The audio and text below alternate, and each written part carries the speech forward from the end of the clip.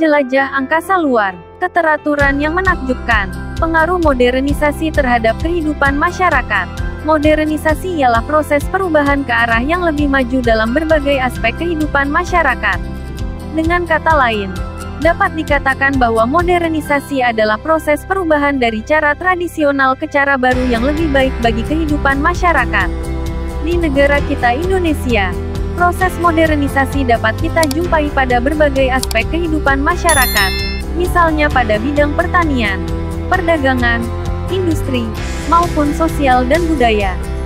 Salah satu contoh modernisasi di bidang pertanian adalah penggunaan mesin-mesin, pupuk, pestisida, sistem irigasi teknis, varietas-varietas unggulan baru, juga teknik panen dan pengolahan hasil pertanian yang lebih baik, dan sebagainya. Semua itu merupakan hasil dari adanya modernisasi. Dampak positif modernisasi dalam bidang teknologi adalah sebagai berikut. 1. Perubahan tata nilai dan sikap masyarakat. Salah satu dampak positif modernisasi pada zaman sekarang ini dapat dilihat dari cara berpikir masyarakat yang semula irasional menjadi lebih rasional. Sebagai contoh, jika dahulu banyak orang yang sangat mempercayai mitos dan tahayul, saat ini kepercayaan seperti itu telah semakin berkurang. 2. Ilmu pengetahuan dan teknologi semakin berkembang. Berkat perkembangan ilmu pengetahuan dan teknologi, kehidupan masyarakat menjadi lebih mudah. Selain itu, perubahan ini juga dapat mendorong masyarakat untuk berpikir lebih maju. 3. Tingkat kehidupan masyarakat menjadi lebih baik. Perkembangan teknologi mendorong terjadinya industrialisasi, salah satunya dalam memproduksi alat-alat komunikasi dan transportasi.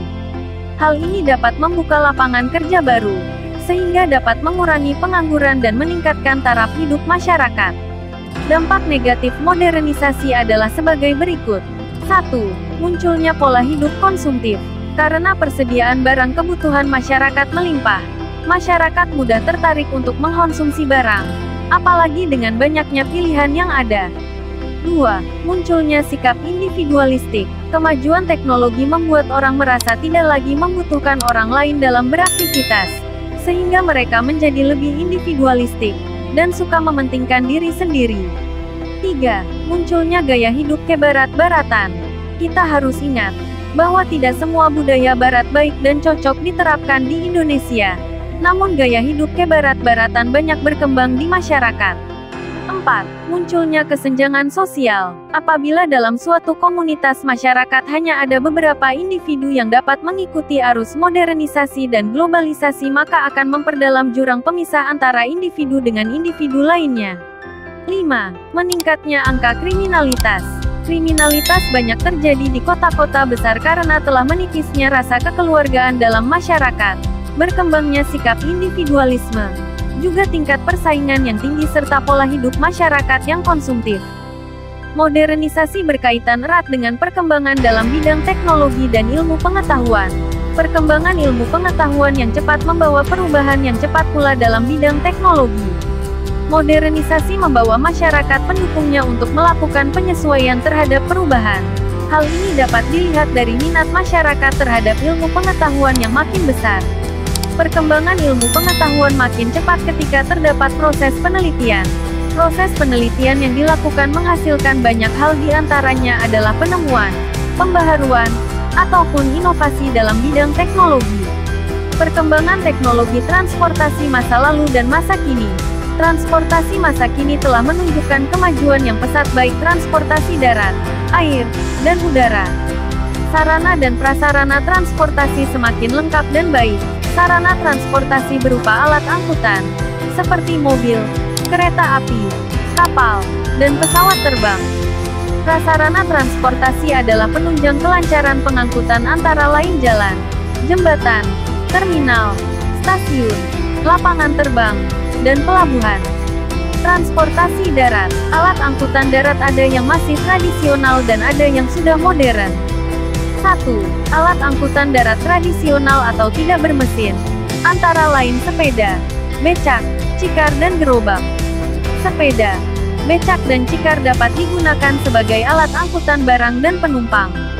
Sedangkan gerobak digunakan untuk alat angkutan barang. Alat angkutan darat tradisional pada umumnya hanya melayani pengangkutan jarak dekat. 2. Alat angkutan darat modern atau bermesin terdiri atas kendaraan penumpang dan kendaraan angkutan barang. Kendaraan penumpang seperti sepeda motor, bemo, mobil, bus, dan kereta api. Kendaraan angkutan barang, antara lain pick-up, truk tangki, kereta api barang dan mobil box. Alat angkutan darat modern dapat melayani pengangkutan jarak dekat maupun jarak jauh, seperti antar kota dan antar provinsi. Transportasi air.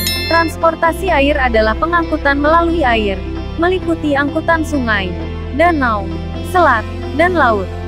Alat angkutan air ada yang sederhana dan ada yang modern. 1.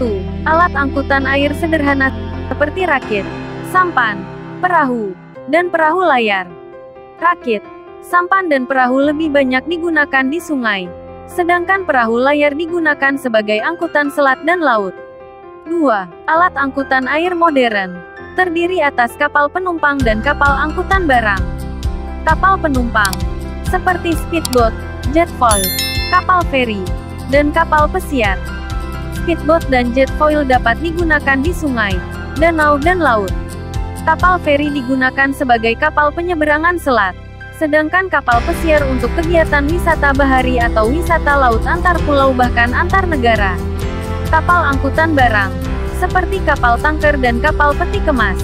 Kapal tanker untuk mengangkut minyak dan gas bumi. Selain kapal-kapal tersebut di atas, ada kapal jenis lain. Misalnya kapal perang yang digunakan untuk patroli menjaga keamanan laut. Kapal keruk digunakan untuk mengambil lumpur di lingkungan pelabuhan.